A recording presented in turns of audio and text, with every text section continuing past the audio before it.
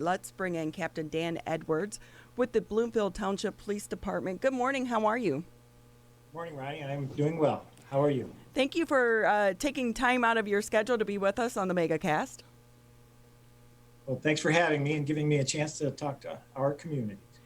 I have to tell you, this is such a hard time when we think we're managing, George Floyd and what happened. And I don't mean managing, but I mean reaching out to the community to try to build those bridges.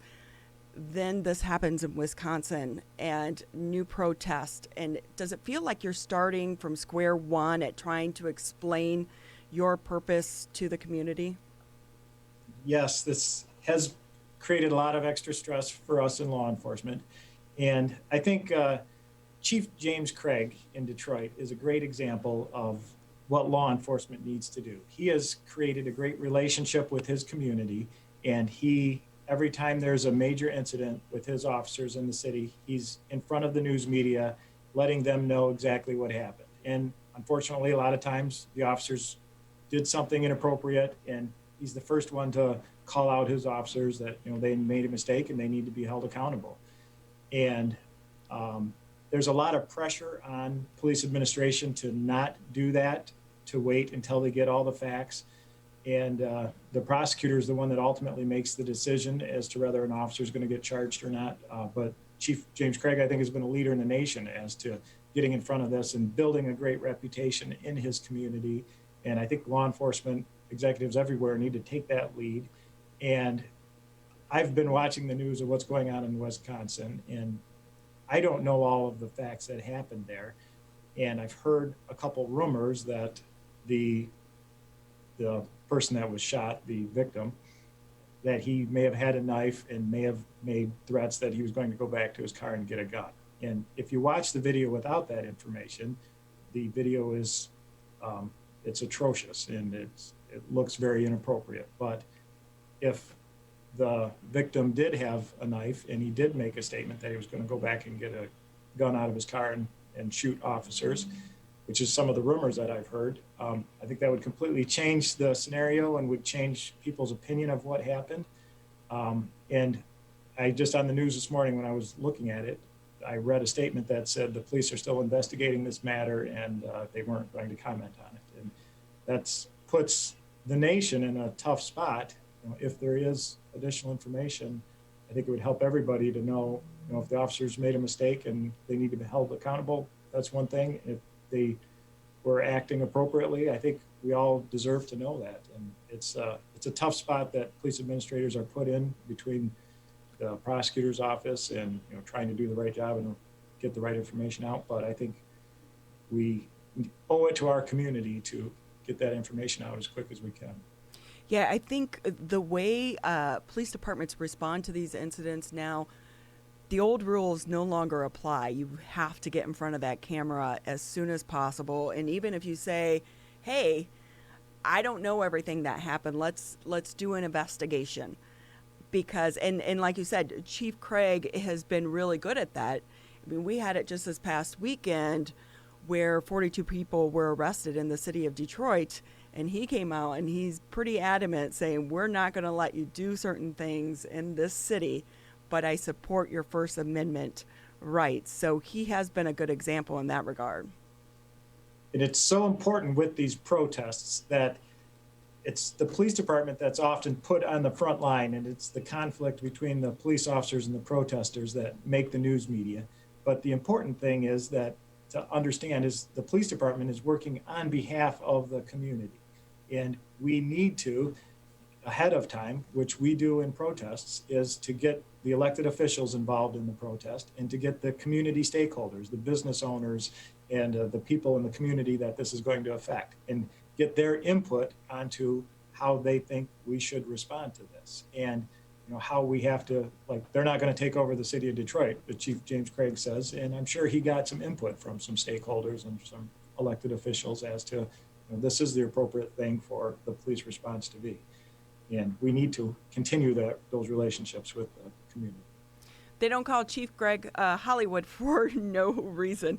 We're talking with Captain Dan Edwards with the Bloomfield Township Police Department. Looking at the impact that some of these protests have had. How does it change what you're doing here locally in Bloomfield Hills and how you're connecting with the community? Does social media help in that regard? Well, social media certainly makes these protests grow a lot more rapid. And we try to market ourselves in social media and let people know, we communicate with the last couple of protests and, let them know that what we're going to do and, what our response is and what we try to communicate with the leaders of the protest to see what their goals are. And a lot of them, we were able to communicate and work well with them, and we haven't had any issues with our protests yet. We have had to make a couple arrests, but they've been peaceful for the most part. So we are talking with Captain Dan Edwards over at Bloomfield Township Police Department on the Oakland County MegaCast. I don't know if a lot of people know this, but I did work as a public information officer for ATF, the Bureau of Alcohol, Tobacco, Firearms, and Explosives for a few years. And obviously right now some of the protests are centering around, get rid of the feds. Well, the feds have been here all along and for so long. How important do you think it is to try to humanize the badge so people understand the men and women that are on those front lines trying to protect them, and so that they see you as people and not by your uniform? I think that's absolutely true. Sir Robert Peel is known as the father of law enforcement in 1827, talks all about that. And I think we've quoted him in police academies ever since then, that you need to have a relationship with the community and on all different levels. And I think the most important thing is just the officer on the street, that they need to be approachable. And one thing, I just watched a training this morning on it, that we used to teach our new officers that you have to be aware of officer safety issues, and each potential traffic stop you're involved in and each incident that you get called to could potentially evolve into a life or death situation. So you have to be ever vigilant for officer safety stuff. But we need to now focus more on teaching our officers to balance that officer safety with being kind and respectful in the way that you treat people, the way that you run into. You need to make sure that you humanize every incident and every person that you have contact with, in addition to, being aware that it could evolve into a deadly force situation. But you have to have that balance in every incident that you have. So it's a tough job that young officers have to be aware of that. So one of the good things that come out of these cases, I think, is that departments across the country are looking at their policies and their procedures and changing some of their training. Is any of that happening in Bloomfield Township? Yes, absolutely. Which I'm glad you brought that up. We just went through some implicit bias training and some de-escalation training, which has been a lot of the conversations in the media lately. And we have our annual training. We do a simunitions training, which is a reality-based training where officers are put in real-life situations and they're asked to use force, sometimes deadly force in these situations. And it's all with simunitions, which is basically rubber bullets that the bad guys have and the officers have. And this year in our training, we're including a lot of de-escalation stuff. So it's going to be next week that we're going to be running each officer in our department through these scenarios, and we're going to be focusing on how they can de-escalate these situations rather than going to a deadly force situation. And so we're excited about being able to incorporate that and get all of our officers through it at a time like this, that I think it's so important. Captain Dan Edwards with us from the Bloomfield Township Police Department on the Oakland County MegaCast. Captain Edwards, on that note with the training, and you mentioned a couple of times the use of force and the use of deadly force. There is a difference between using force and using deadly force. From a police perspective, where is that line drawn? I think the people of all communities are curious, especially in the times that we're in now, where that line is drawn between we need to use force to change the dynamics of the situation or deadly force is necessary in order to resolve the situation. Well, the Supreme Court has made the rule that we all have to follow, which says you have to consider the totality of the circumstance, and you have to consider the rapidly evolving nature of the incident, and you have to consider the circumstances of what it is. It can be a life and death situation that the officer is confronted with, and you cannot judge it with the hindsight of 2020. You have to consider it from the perspective of that person in that situation at that time. And so the incident at Wisconsin that we talked about earlier, where the part of the video that I saw, the officers were down on the ground struggling with the person, and then he got up and walked back to his car. And based on that video, you could certainly look at it two different ways. If the words that were said, and if he had something in his hand, the totality of the circumstances would be completely different. So it's easy to judge it with the hindsight of 2020 and to say that, oh gosh, he could have done something different, but you have to consider the totality of the circumstances and what that officer was thinking at that time. I hope that explains it. One of the things I think that helped get us here is law enforcement. There has been a code of silence. So maybe an officer witnessed a fellow officer doing something that was inappropriate or even illegal, but there was a code of silence. You didn't say, you didn't tell, and that has helped erode the confidence in police departments across the country. Do you think we're going to see that change now? Because with cell phone cameras, everyone's recording at all times. Absolutely, that's changing. Yeah, cell phones have helped to make officers a lot more accountable for their actions. And so have body-worn cameras that the police officers are wearing. And we've also done our part on that. We just enacted a new policy that has just gone out within the last couple of weeks that says that officers have a duty to intervene. Anytime that they see another police officer violating a law or violating one of our policies, they have a duty to intervene in, number one, stopping the action, and in number two, in reporting the action directly to the chief of police or to the administration of the department. And we will be training on that, where we've already got that policy out, and we're letting our officers know that exactly what we expect, and that the code of silence that you speak of is, we're in a time where that's not acceptable, and it has never been acceptable. But I guess it takes a little pressure from the public to make sure that we are holding ourselves accountable. And I'm proud to say that we're there. We're doing that. So Captain Dan Edwards with us. What do you see the future of law enforcement? Hard to recruit right now, I would imagine. It's definitely made changes in the number of people that want to be police officers now. And a lot of people are looking to retire and move on out of law enforcement now. And it's certainly a stressful time, but there's a lot of industries that are really stressful right now. My heart goes out to a lot of the small businesses in our community I know that are struggling also. So can you talk a little bit about diversity in your department? Where do you guys stand? I know all departments across the country, and definitely in the state of Michigan, whether it's state, local, county, federal, everyone is trying to diversify their ranks.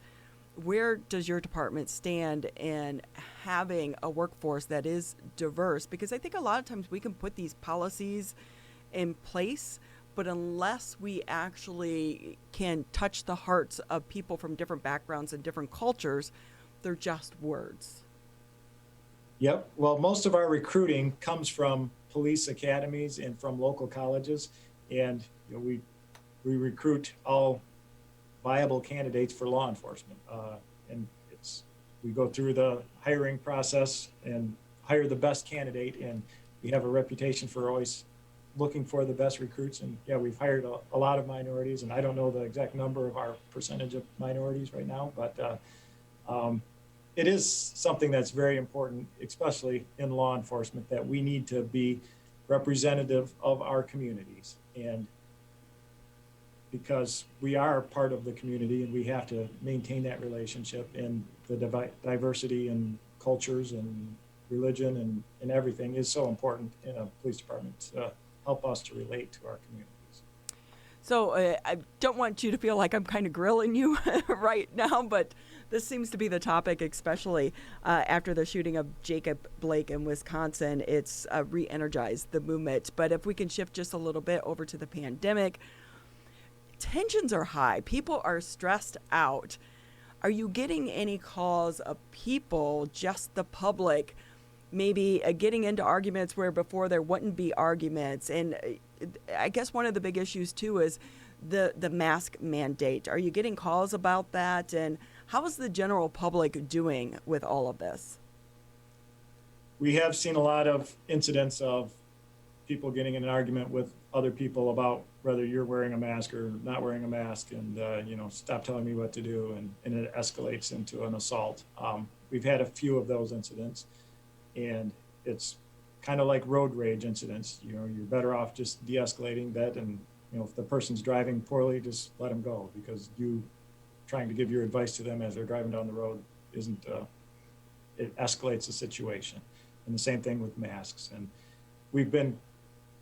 our calls for police intervention in these health and safety violations have gone down a lot. And the governor put it more on the health departments to regulate the businesses and for the business owners to manage their customers.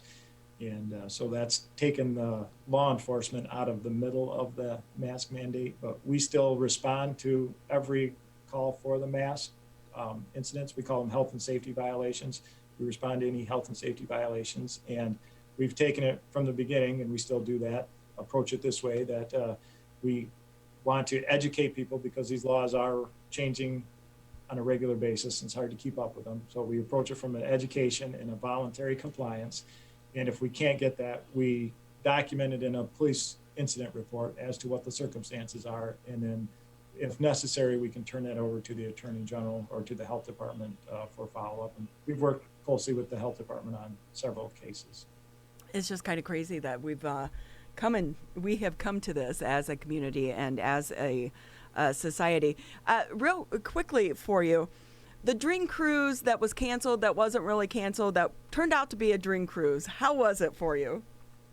Well, I was very happy that it worked out exactly the way it did. Yes, it was officially canceled, and we didn't have any vendors, and it was a more limited crowd along the streets, but all the nice looking cars were out there and people got to enjoy it, and it was a good break for everybody to get out and enjoy a nice summer night and see it. And I think it was canceled. That was completely appropriate. And the crowds that were there, they were social distancing and wearing masks, and I think it was a great weekend for everybody.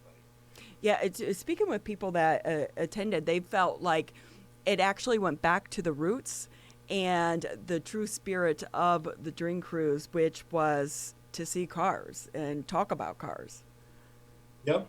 And we had a fairly heavy law enforcement presence because we're concerned about people starting drag racing and burning out and running into crowds. And it just kind of, with that many people and that much excitement in the air, it can easily get turned in the wrong direction.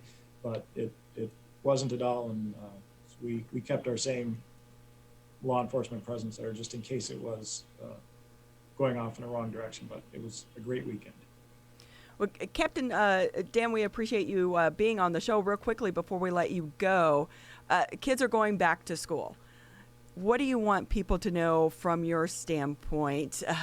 It's hard to know now which schools are in session, which schools aren't in session, because typically at this time of the year, the warnings go out to, hey, watch for kids walking to school or being on their bikes, things of that nature, the increased traffic of children. From a law enforcement standpoint, what's going on in your world with that?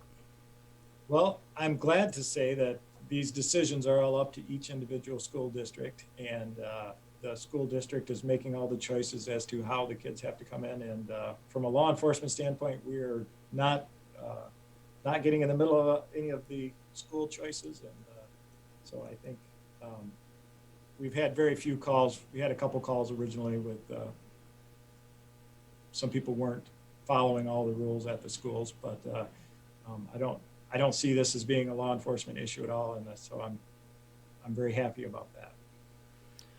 Thank you so much, Captain Dan Edwards. Before we let you go, anything that we didn't touch on that you think the people of the community want to know from the Bloomfield Township Police Department? I just want to thank you for giving me an opportunity to come on and just talk about the local news of the day and giving our department an opportunity to connect with our community and let them know what we're all about. And I appreciate that.